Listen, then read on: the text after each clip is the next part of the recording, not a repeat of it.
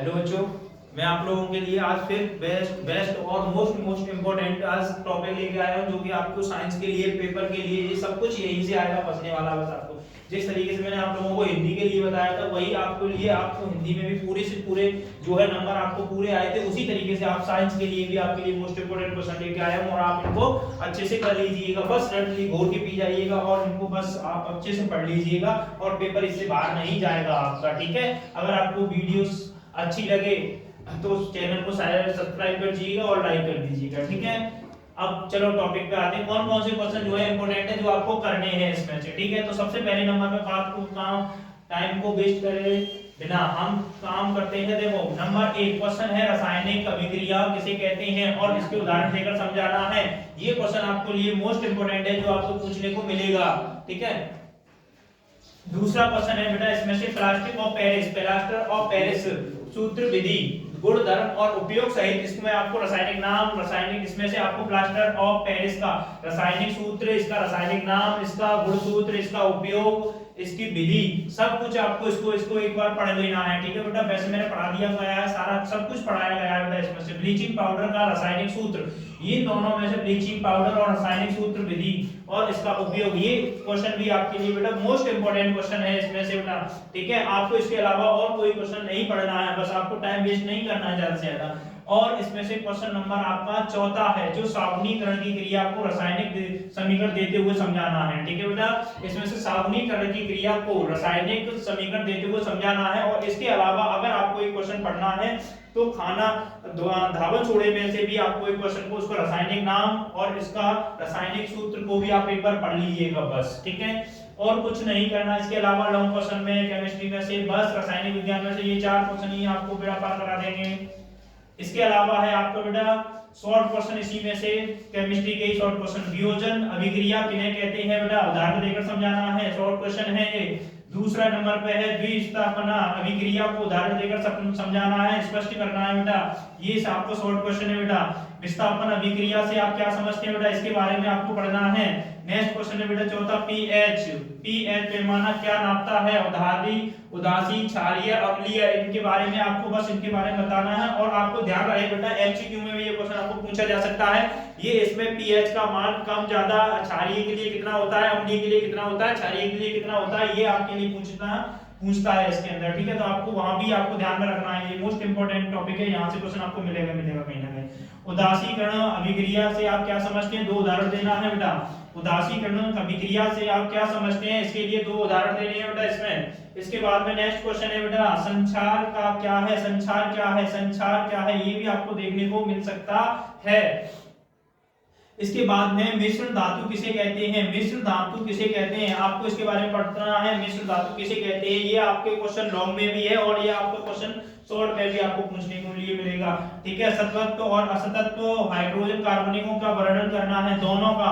ये दोनों कंडीशन में ऐसे भी पूछ सकता है, सतत्व और असतत्व हाइड्रोजन कार्बनिक के वर्णन करना है, या फिर ये पूछ सकता है सतत्व क्या होता है या असतत्व क्या होता है, या दोनों के अंदर पूछ सकता है, या दोनों को एक साथ में वर्णन करना है, दोनों के बारे में बताना है। इस तरीके से कैसे भी पूछ सकता है, तो इसको आप पढ़ लीजिएगा। ठीक है, नवा क्वेश्चन है बेटा, हाइड्रोजनीकरण क्या है, हाइड्रोजनीकरण क्या है बेटा, ये क्वेश्चन आपको पढ़ना है, हाइड्रोजनीकरण क्या है। और ये देखो आपका सावनीकरण, जब आपने एक लॉन्ग क्वेश्चन पढ़ लिया है सावनीकरण का, वही क्वेश्चन आप यहाँ पर इसको लगा लोगे और आपको इसको पढ़ लोगे। ठीक है, आपको समझ में आ जाएगा, तो इसको आपको दोबारा से रिवाइज करने की जरूरत नहीं पड़ेगी। अब आपको एक क्वेश्चन कर लिया है तो सिर्फ वही क्वेश्चन आपके काम आ जाएगा। ठीक है, नेक्स्ट क्वेश्चन है बेटा भौतिक विज्ञान।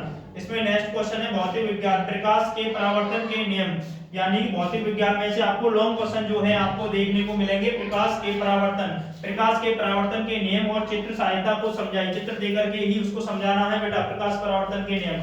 दूसरा क्वेश्चन है निकट दृष्टि दोष किसे कहते हैं बेटा, निकट दृष्टि दोष और दूर दृष्टि दोष, दोनों क्वेश्चनों को आपको पढ़ लेना है। मैंने एक आपके लिए लिख दिया है, आपको इसको पढ़ लेना। और अगर आपने ये पढ़ लिया है तो आप दूर दृष्टि दोष का भी कर दोगे आसानी से, क्योंकि इसका ही उल्टा है। अगर किसी में पास में दिखता है तो दूसरी में दूर दिखता है, दूर का दोष है। तो ठीक है, आपको इसको ध्यान में रखना है। वर्ण विक्षेपण से आप क्या समझते हैं, प्रिज्म द्वारा श्वेत प्रकाश को समझाइए बेटा। ये मैंने आपको क्वेश्चन में अच्छी तरीके से समझाया था, चित्र सहित समझाया था। इसमें जो कलर वाला होता है, इसमें जो आपके इंद्रधनुष के जो कलर होते हैं, वो कलर इसमें कलरों का इसमें मैचिंग और नाम है उन प्रकरणों को आपको नामों को भी याद रखना है और उसका क्रम भी याद रखना है, ठीक है बेटा। उसके बाद है ओम का नियम सत्यापन सहित स्थापित करना है बेटा। क्या करना है, ओम का नियम आपके लिए पढ़ना मोस्ट इंपोर्टेंट है। चुंबकीय क्षेत्र का किसी भी धारावाही चालक पर बल किन कारणों पर निर्भर करता है बेटा, ठीक है। ये भी आपको, चुंबकीय क्षेत्र किसी धारावाही चालक पर बल किन कारणों पर निर्भर करता है, ये क्वेश्चन आपके लिए मोस्ट इंपोर्टेंट है बेटा। इसमें से आपको पूरे क्वेश्चन देखने को मिलेगा ही मिलेगा। और इसके बाद में एक क्वेश्चन और छोटा सा लिखा हुआ है, हो सकता है आपको नहीं लिखा होगा, दिखाई दे रहा है, लेकिन वो है खाद्य श्रृंखला। जो आपको पता है खाद्य श्रृंखला के बारे में कि खाद्य श्रृंखला कैसी है, इस धरती पर जो है हर कोई ना कोई एक दूसरे से जुड़ा हुआ है, एक दूसरे की क्या है, चेन बनी हुई है, चेन बनी हुई है। उसी को हम क्या कहते हैं, खाद्य श्रृंखला कहते हैं। जो क्या है, घास खाना, घास कौन खाता है, चूहा, चूहे को बिल्ली, बिल्ली को शेर, ऐसे करके उसमें जो है श्रृंखला बनी हुई है, ठीक है। तो ये आपको इसमें से मिलेंगे देखने के लिए। ये आपके लॉन्ग क्वेश्चन है जो आपको भौतिक विज्ञान में से देखने को मिलेंगे। अब इसके साथ साथ में आपको न्यूमेरिकल भी मिलेगा। अब आप इसको न्यूमेरिकल के लिए मैंने आपको वीडियो डाली हुई है पहले से, और एक दो वीडियो मैं आपको बनाऊंगा, जिससे कि आपको जो लॉन्ग क्वेश्चन में जो एमसीक्यू आपको अथवा में लग करके आएगा, ऑप्शन में लग के आएगा, वो भी आप इसमें से कर सकते हो, ठीक है। मोस्ट इंपोर्टेंट जो न्यूमेरिकल होंगे 2 से 3 4 वो मैं आपको लिए लाके बना के एक वीडियो बना दूंगा, जिसको आप देख लीजिएगा, ठीक है।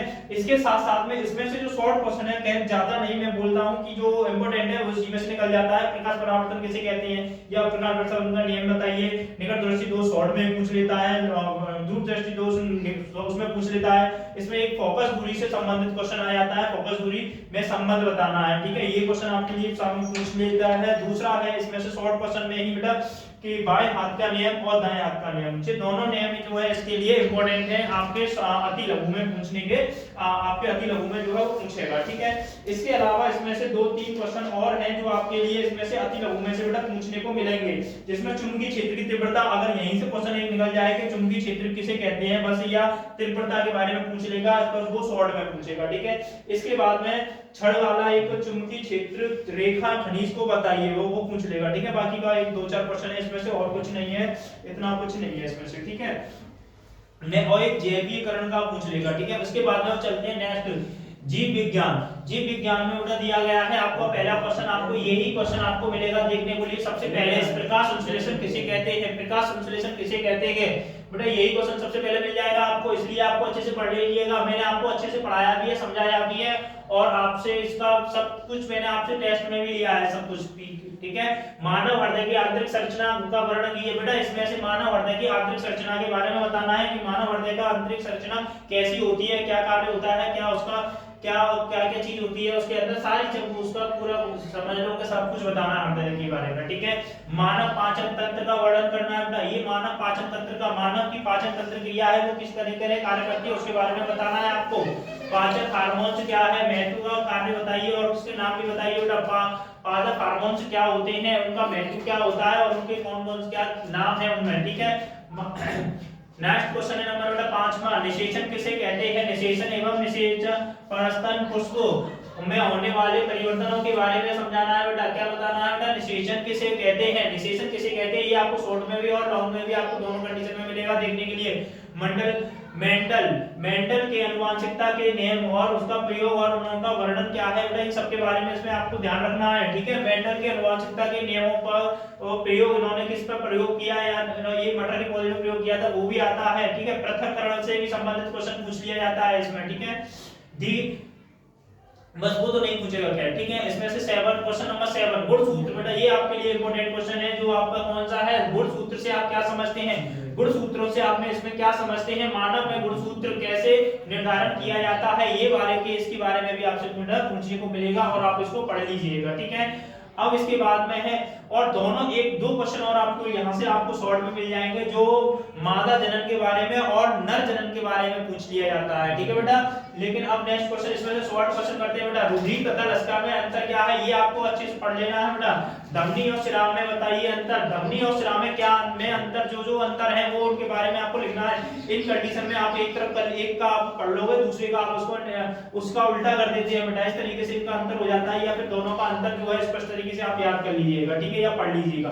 हीमोग्लोबिन क्या है बेटा, यह कहां पाया जाता है, आपको याद करने की जरूरत है नहीं है किसी में, आपको सिर्फ समझना है, समझ आप अगर आप याद करने बैठ गए तो आप सब कुछ भूल जाओगे, लेकिन अगर आप समझ के आधार पर करोगे, समझोगे क्वेश्चन को समझोगे, आंसर को समझोगे, तो आपको आसानी से आप पेपर में कर दोगे उसको। पित्त रस क्या है बेटा, ये क्वेश्चन आपको देखने को मिलेगा शॉर्ट में बेटा, ठीक है। एंजाइम क्या है, किन्हीं दो एंजाइमों के नाम भी लिखना है आपको बेटा, ठीक है। मेरुरज्जु क्या है, नेक्स्ट क्वेश्चन है बेटा, मेरुरज्जु क्या है इसमें से, मेरुरज्जु क्या है इसमें से आपको ये देखने को मिलेगा। नेक्स्ट क्वेश्चन इसमें से बेटा 7वां क्वेश्चन नंबर है, मानव शरीर में कितने प्रकार की ग्रंथियां होती हैं, किन्हीं दो ग्रंथियों के नाम बताना है बेटा आपको। इसके बाद में आपको 8वां क्वेश्चन, कायिक जनन का क्या महत्व है और इसके लाभ और हानि क्या क्या होती है, ये दोनों चीजें बतानी है आपको बेटा इसमें से। नेक्स्ट क्वेश्चन है बेटा 9, अलैंगिक और लैंगिक में जनन में अंतर क्या है बेटा, ये इंपॉर्टेंट क्वेश्चन है, आपको इसको भी पढ़ के अच्छे से आना है। परागण, या इसमें से ये पूछ लेगा अलैंगिक किसे कहते हैं, लैंगिक किसे कहते हैं, तो दोनों को अलग अलग करके भी पूछ सकता है। इस जो अंतर वाले क्वेश्चन होते हैं इनमें बेटा आपके क्वेश्चन आपको 1 से आप 3 क्वेश्चनों को तैयार कर लेते हैं। लसका रुधिर क्या होता है, इसके बारे में ऐसे भी पूछ लेता है, लसका कैसे क्या होता है इसके बारे में, या दोनों में अंतर क्या है ये पूछ लेगा। जो अंतर वाले क्वेश्चन है वही आपके एक क्वेश्चन से आपको 3 क्वेश्चनों की महत्वता देता है, ठीक है। परागण तथा निषेचन में अंतर क्या है बेटा, परागण तथा निषेचन में अंतर क्या है बेटा, इसके बारे में आपको इसमें से भी याद करना है, ठीक है। ये निषेचन क्या है ये आपसे पूछ लेगा, ये मैंने आपको क्वेश्चन पहले से ही लिख दिया है। उसके बाद में आपको परागण क्या है इससे संबंधित क्वेश्चन पूछेगा आपको, लिए बेटा इसमें से कहीं भी कोई भी क्वेश्चन आपसे बाहर नहीं जाएगा, बस आपको इन्हीं को क्वेश्चनों को आपको पढ़ लेना है। अगर आपने ये क्वेश्चन पढ़ लिया तो आप अपने पूरे नंबर 70 में से 70 नंबर ले आओगे, ये मैं गारंटी दे रहा हूं बेटा आपको, ठीक है। अगर आपने ये नहीं पढ़ा तो आपका पेपर जो है समझ लो कि आपका पेपर आप 70 में से 70 नहीं लेके आ पाओगे। अगर आपको थोड़ा सा पढ़ना भी आपके पास टाइम है, वक्त है और आप इतना कर सकते हो कि आपको ये मेन इंपॉर्टेंट क्वेश्चन है जो आपको इसमें से करने हैं बेटा। अगर आपने इतना कर लिया तो आपके जो क्वेश्चन है वो बेटा 70 में से आपके जो नंबर आएंगे वो 70 में से 70 आपको देखने को मिलेंगे। और अगर एमसीक्यू की बात है तो मैं एमसीक्यू के लिए भी आपके लिए मोस्ट इंपोर्टेंट जो है एक एमसीक्यू की वीडियो में कुछ जो महत्वपूर्ण बहुत ही ज्यादा इंपॉर्टेंट रहेंगे वो मैं आपके लिए एक वीडियो में ला दूंगा। बस आप उसके लिए आपको करना कुछ नहीं है, बस वीडियो को शेयर कर लो और चैनल को सब्सक्राइब कर लीजिएगा। मैं नेक्स्ट बार इसको लेके आऊंगा, ठीक है। इसके बाद में आप कर लीजिएगा इसको।